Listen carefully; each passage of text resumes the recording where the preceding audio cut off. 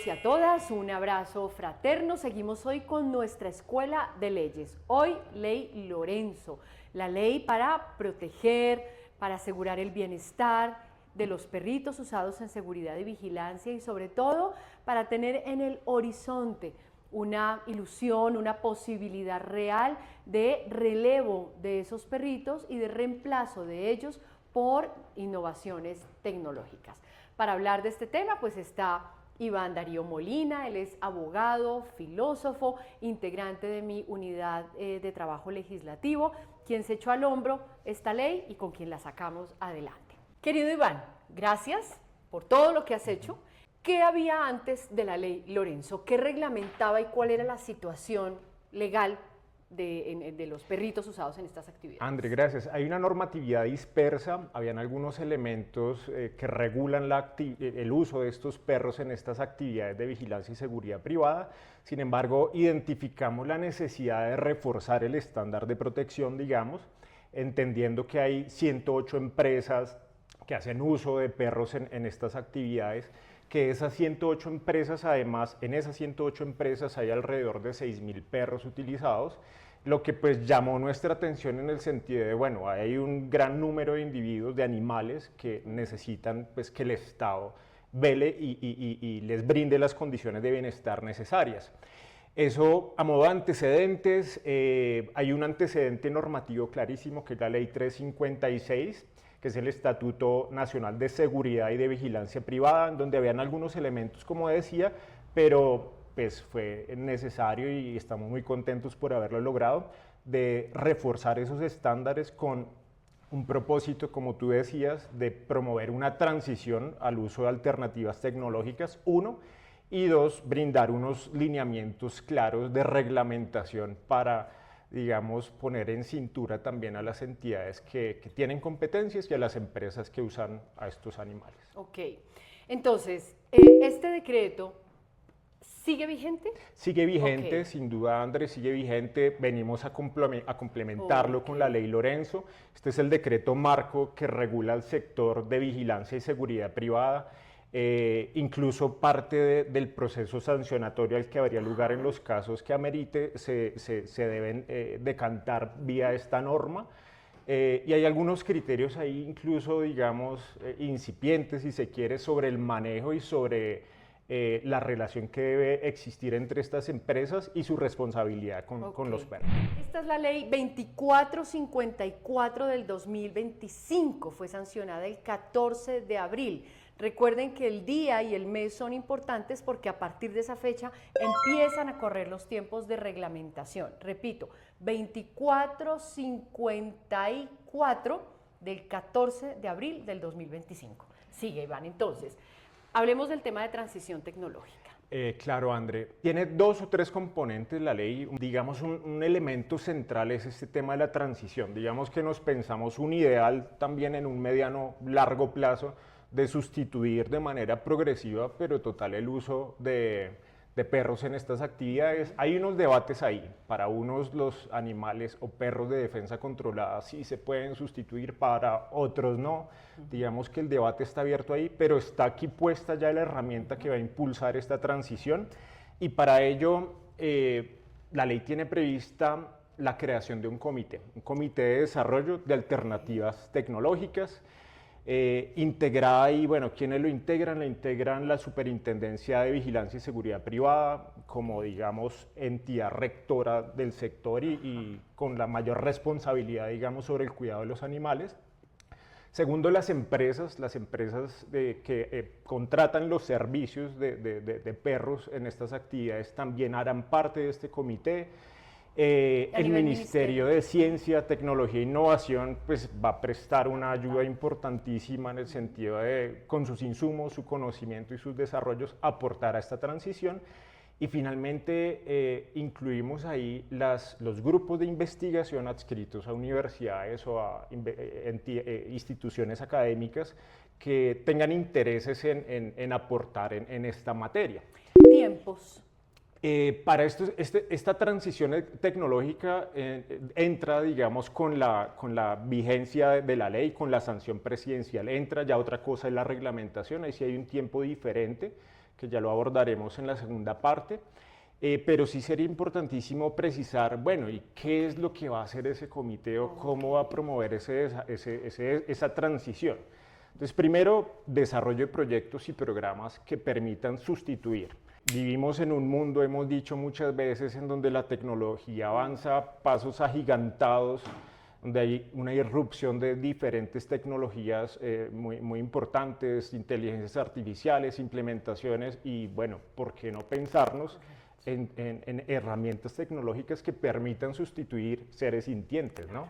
Entonces, primero eso, el desarrollo de planes, proyectos y programas. Segundo, hay una obligación para estas entidades que integran el comité de desarrollar un indicador que permita medir cuál es la efectividad del uso del perro en estas actividades de seguridad y vigilancia. Y vuelvo a lo que decía hace un rato, hay una discusión sobre si es efectivo su servicio, si no, y este indicador nos permitiría contrastar o comparar con algunas implementaciones tecnológicas en otros países, cómo es que rinden o cómo es el rol real de los perritos utilizados en este medio, para ir evaluando también esas perspectivas de la sustitución. Eso es muy importante, Iván, perdóname y te interrumpo, porque cuando estábamos en la formulación del proyecto de ley, consultamos a la superintendencia, consultamos a empresas y resulta que no hay mediciones de la efectividad. Entonces es como un uso que ya se vuelve como medio, como una inercia, ¿no? Es que necesitamos a los perros en seguridad y vigilancia porque es que su capacidad de olfato es insuperable, porque es que nos ayuda. Y uno dice, pero ¿cómo están midiendo esto? Y resulta que no hay mediciones, no hay cifras, no hay datos. Entonces, parte de este comité lo que tiene que hacer es, aparte de todo el tema de innovación y transición tecnológica, es decir, bueno, realmente esta es la efectividad, pues para que, digamos, defendamos un uso u otro con base en información cierta.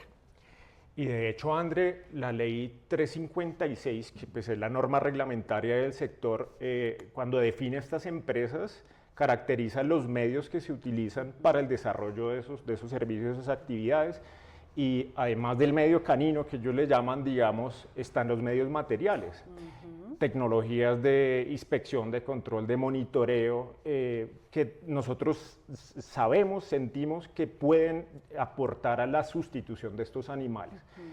Como bien decías, no es claro cuál es el rol pues entendemos todos que los perros tienen una capacidad olfativa especial, pero hay innovaciones que hacen pensar que esa sustitución es posible. De acuerdo.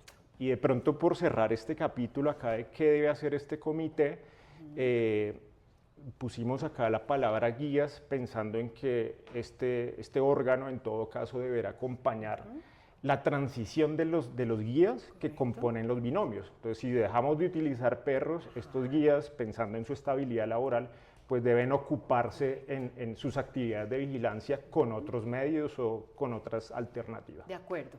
Eso es muy importante porque no se trata de dejar sin trabajo a las personas, se trata más bien de incorporar a estas personas, bueno, en unos nuevos estándares y modelos tecnológicos. Entonces, Iván, tenemos una perspectiva de una transición a mediano, a largo plazo, hacia tecnologías, es decir, para que los perritos utilizados en seguridad y vigilancia privada, particularmente en la modalidad de defensa controlada, pues vayan dejando de ser usados y en su lugar se implementen pues innovaciones tecnológicas.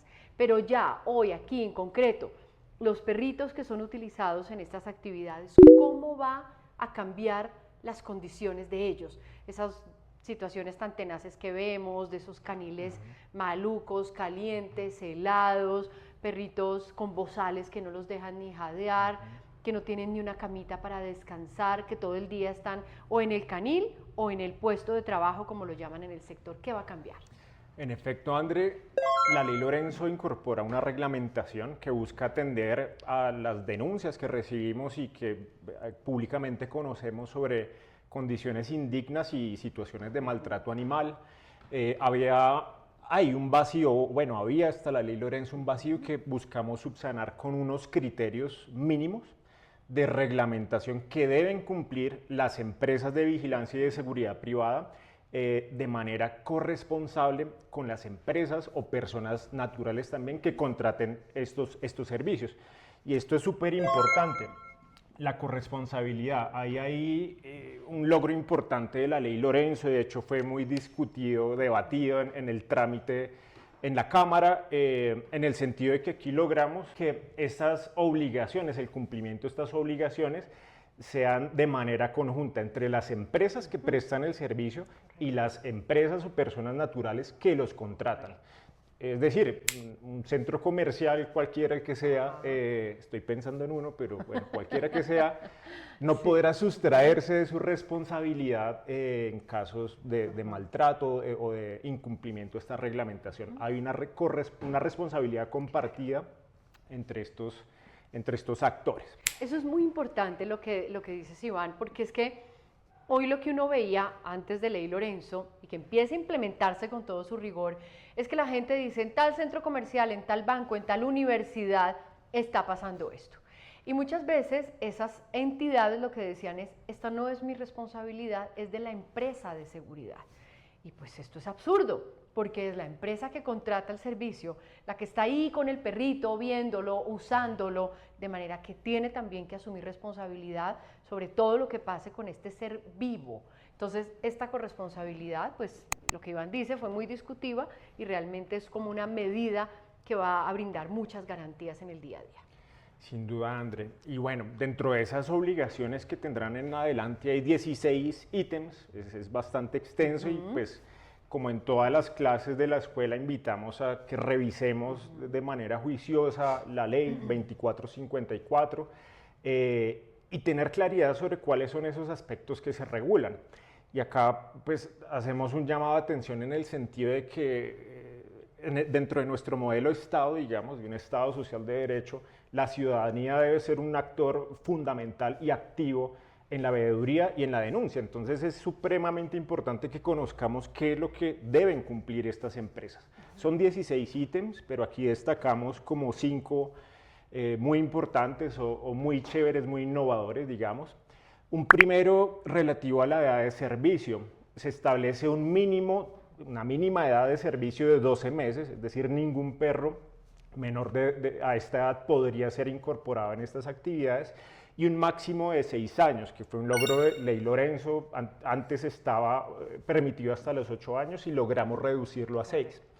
Segundo, hay todo un capítulo de confort y condiciones de trabajo, pero también de descanso. Esto se disgrega en muchos elementos que van desde las condiciones de aire, luz, temperatura de los caniles, el material de los pisos, deben ser pisos blandos, un mínimo de espacio que le permita el movimiento natural al perro y su descanso adecuado, bueno, y entre otros. Condiciones de confort que no solo se piensan en clave del descanso, sino también del trabajo. De hecho, durante el trámite se incorporaron proposiciones muy chéveres en cuanto a reforzar la protección de los animales, de los perritos, frente a las inclemencias del clima, pensando en estos cambios drásticos de temperatura. Un tercer elemento importante, un plan nutricional que debe cumplirse en varios momentos, desde en el momento en el que ellos están en las unidades caninas, en sus puestos de trabajo, pero también durante el tiempo de servicio. Plan nutricional que obliga a que las empresas dispongan de alimentos de calidad, conforme a sus condiciones de peso, de tamaño y de actividad. Es decir, no se le puede proveer la misma alimentación a un perro que tiene una actividad más reducida que a otro que tiene una más intensa o una talla mucho mayor, digamos. El cuarto punto que destacamos acá nos gusta mucho, claramente esto tuvo mucha resistencia y de ahí lo exitoso y la instalación de cámaras de vigilancia, tanto en los 3 momentos que he señalado, tanto en las unidades caninas como en los puestos de trabajo como en los caniles. Esto nos va a permitir pues, verificar y darle un seguimiento con transparencia a las condiciones de vida, de manejo y de trabajo de los animales, y sin duda este elemento también comporta una especial relevancia en materia probatoria en aquellos casos en donde se aperturen investigaciones por presuntas situaciones de maltrato animal. Contar con esas con esos insumos, esas pruebas en video, pues es relevante y esto nos da la confianza y la tranquilidad de que podemos hacer un seguimiento efectivo. Y este quinto y último también que decidí destacar ahí, el esparcimiento. Pues bien entendemos que la naturaleza de un perro es más asociada al juego, a la diversión, a correr, es un ser feliz por naturaleza y por instinto. Y pues no deja de ser triste encontrar perritos, cachorros, tristes, achantados en sus lugares de trabajo, aburridos. Eso va calando en su emocionalidad, en su bienestar y en su calidad de vida. Entonces se obliga con este componente a que tengan espacios de juego y de actividad física. Hay unos tiempos definidos ahí de 28 horas en unos casos, de 14 horas en otros, pero sin duda y en todo caso se obliga a que esta actividad se cumpla en lugares distintos al espacio de trabajo. No procede que el guía, digamos, le juegue el perrito al lado del espacio de trabajo, sino al contrario, que las empresas dispongan de lugares adecuados para garantizar esa dimensión del bienestar que es su dimensión emocional. De acuerdo. Yo quiero decir algo un poco, de pronto, un poquito impopular, y es que con esta corresponsabilidad y frente a este marco de exigencias, pues muy probablemente lo que vayamos a ver es a empresas optando por otros medios de seguridad y vigilancia, porque esto les va a exigir a ese centro comercial, banco, universidad o cualquier otro establecimiento o empresa, pues hacer unas adaptaciones espaciales, digamos, logísticas, que van a tener unos costos. Entonces, pues muy probablemente digan, esto como que va a salir muy costoso, vamos a optar por otras medidas. De hecho, ya hay centros comerciales que no tienen perros, porque unos sí y otros no.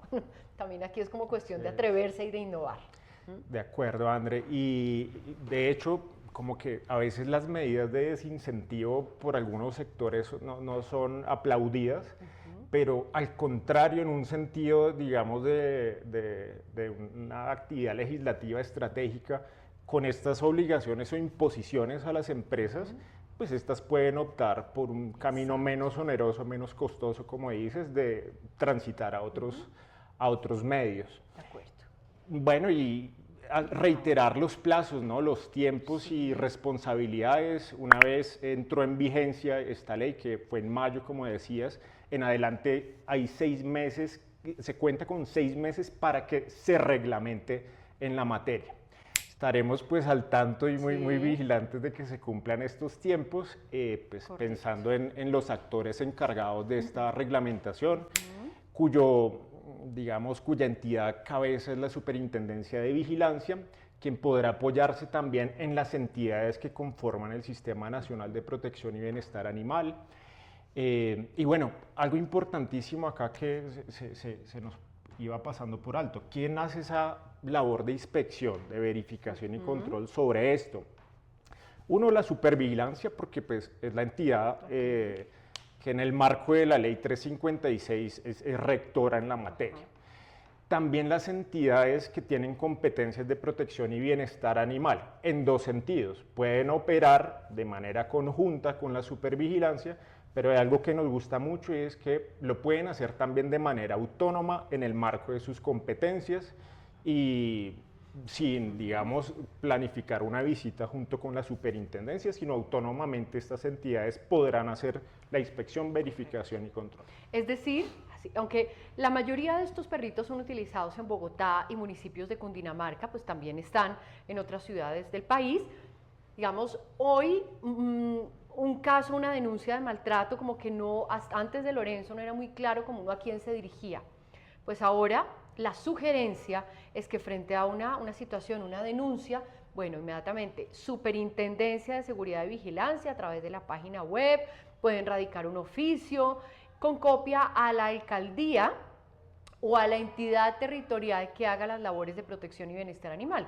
En el caso de Bogotá, por ejemplo, está el Instituto Distrital de Protección y Bienestar Animal. En el caso de Cundinamarca, pues cada alcaldía tiene su competencia, pero también está el Instituto de Protección Animal de Cundinamarca, que les brinda apoyo técnico y jurídico. Entonces, siempre informar a la Superintendencia de Seguridad y Vigilancia Privadas, que es la del orden nacional, con copia a la entidad territorial que tiene las funciones de protección y bienestar animal, incluso, si quieren ser un poco más proactivos, con copia a la empresa de seguridad y vigilancia, si saben cuál es la empresa, y al establecimiento que tiene el servicio, el banco, la universidad, el centro comercial o cualquier otro. Eso pues ya pues es un nivel de proactividad top.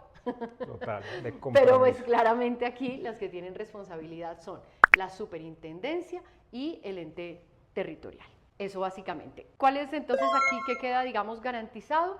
Que mientras estos perritos sean utilizados, pues tengan sus libertades de bienestar animal aseguradas. Juego, recreación, alimentación, confort, seguridad. Hay una disposición bellísima que trae la ley Lorenzo que tiene que ver con la obligación de que las empresas de seguridad y vigilancia tengan un plan de retiro, unos programas de adopción. ¿De qué se trata?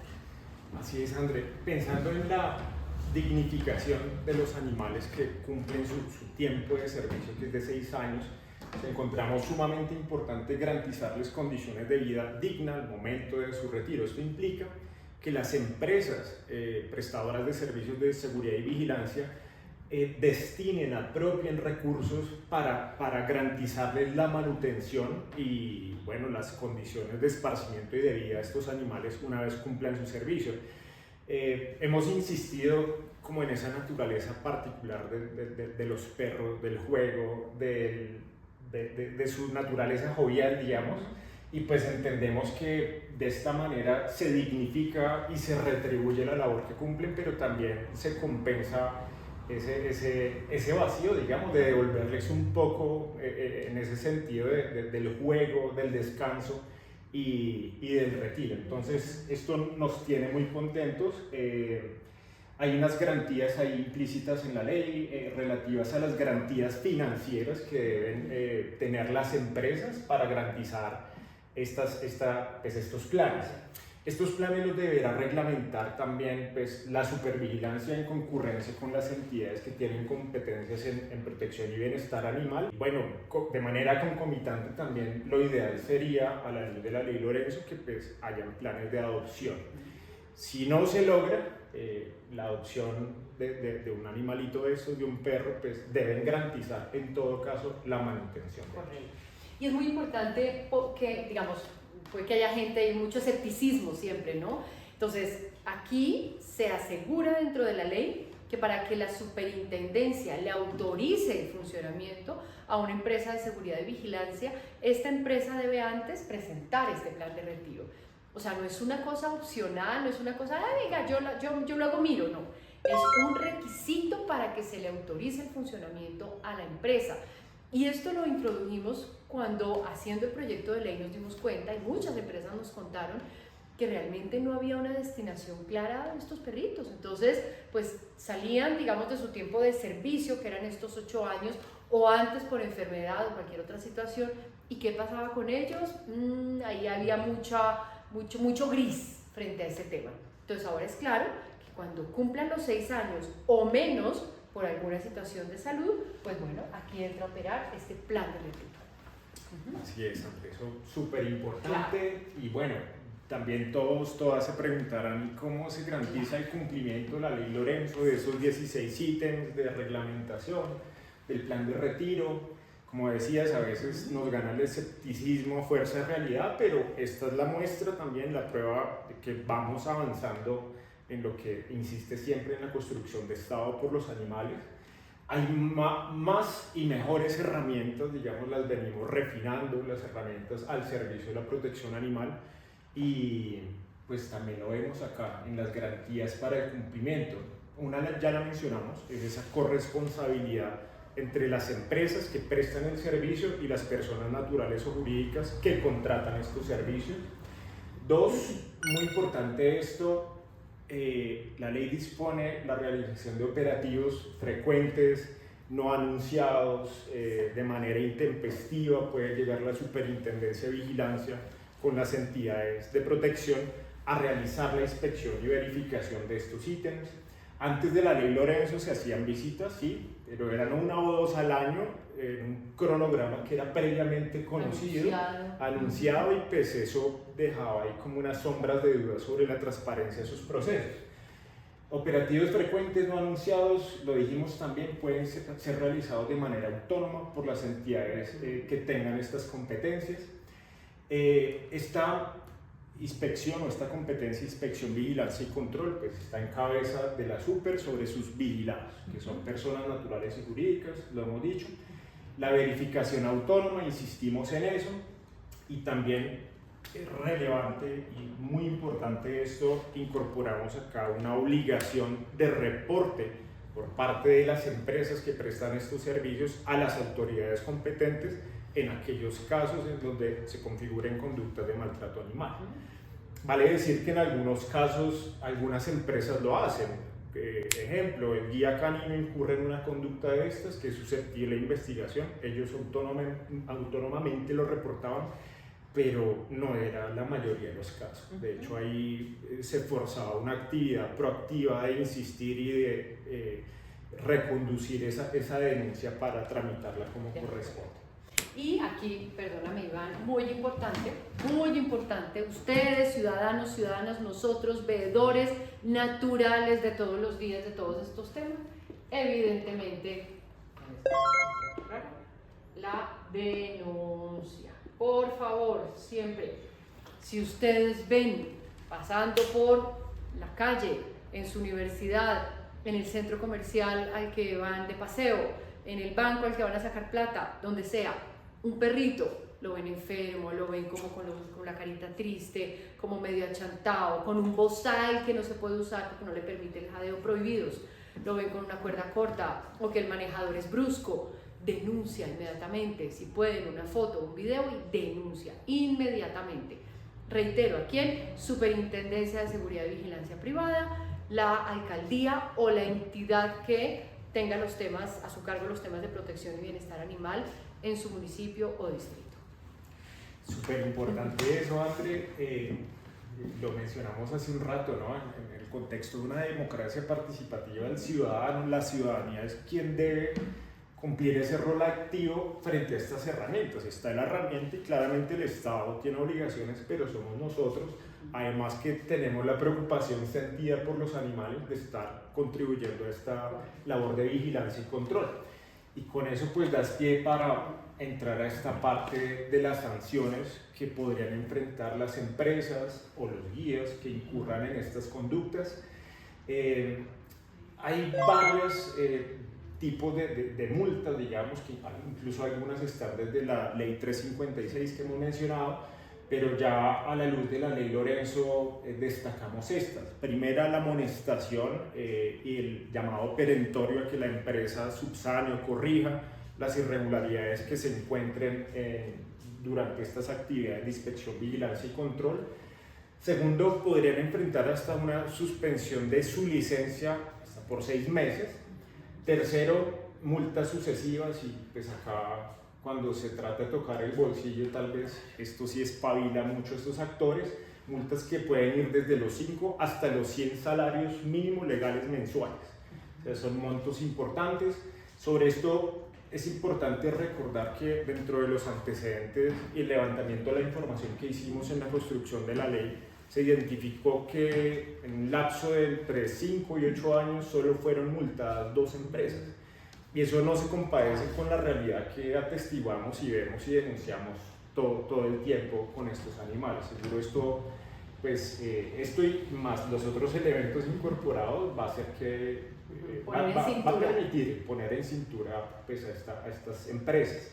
Hay una multa ahí, o una sanción más bien de un carácter más grave, que es la cancelación definitiva de la licencia de la empresa y de sus sucursales. Eso para pues, los casos más graves. Y hay una disposición muy importante que se incluye en la ley Lorenzo, que tuvo que ver con la modificación del Código Nacional de Tránsito, incorporando una sanción específica dentro de esas causales que tiene ese código y una multa relativa al incumplimiento de la obligación de apagar el vehículo cuando los guías caninos deben hacer esa inspección junto con el perrito que los acompaña. Lo vemos todo el tiempo, hay gente que lo cumple de manera interesada y sentida por los animales, pero hay gente que aún es reacia a cumplir con esto. El guía en este caso está obligado a exigirle que se apague el vehículo o pues puede o no hacer la inspección. optar por no hacer la inspección. O sea, realmente aquí esto es también de uno, ¿no? Hacer cumplir estas cosas. Es decir, si usted va entrando a un centro comercial, se da cuenta de que el guía, la persona que está haciendo la inspección con el perrito, no le exige a usted ni a otras personas que apaguen el motor, por favor grábelo y denúncielo. Si no le exige a usted que apague el motor, dígaselo. Oiga, usted tiene por la ley 2454 que exigirnos apagar el motor. Y si una persona, el guía le exige apagar el motor y no lo hace, el guía está en su derecho de no hacer la inspección y por lo tanto no permitir el ingreso del vehículo. De acuerdo contigo, André, y de ahí de hecho un llamado a esta ciudadanía que nos acompaña y nos observa. Puede sonar a regaño, típico del profe Canzón, ¿no? Y es que no nos quedemos como en esa labor pasiva de pronto. Es importante, sí, pero de hacer el comentario en una red social, Sí. Está pasando esto o aquello en un banco, en un centro comercial, sino personarnos, como dices, levantar la prueba, un video, una foto, puede hacer la diferencia dentro de un proceso administrativo o policío. Bueno, en concreto, si ustedes atestiguan un escenario de estos, ustedes pueden ir a la autoridad de tránsito, el policía de tránsito que esté ahí, y hacer exigible esta disposición y que se imponga la multa que corresponde. Correcto, entonces tenemos Ley Lorenzo, Ley 2454 del 14 de abril del 2025, tenemos una apuesta por la transición tecnológica para que en el mediano y largo plazo vayamos dejando de usar o vayan dejando de usar a los perritos utilizados en seguridad y vigilancia privada. 2. Un paquete de medidas de bienestar, 15 disposiciones para que los perritos usados en esta actividad pues tengan sus libertades de bienestar aseguradas, confort, felicidad y bienestar. Dentro de esas medidas, la reducción de la edad, que era de 8 años, la bajamos a 6 años para que tengan más oportunidad de vida, rica, feliz, jugando, corriendo en el seno de un hogar que los ame. 3. El paquete la exigencia del plan de retiro a las empresas de seguridad y vigilancia para que estos perritos puedan ser adoptados. 4. Todo este paquete sancionatorio. Y 5. Las responsabilidades definidas en materia de inspección, vigilancia y control. Iván, muchas gracias. Ya saben, pueden descargar la ley aquí en el enlace en la publicación en nuestra página web para que se lean la ley. Vayan haciendo una carpetica con estas leyes de protección animal.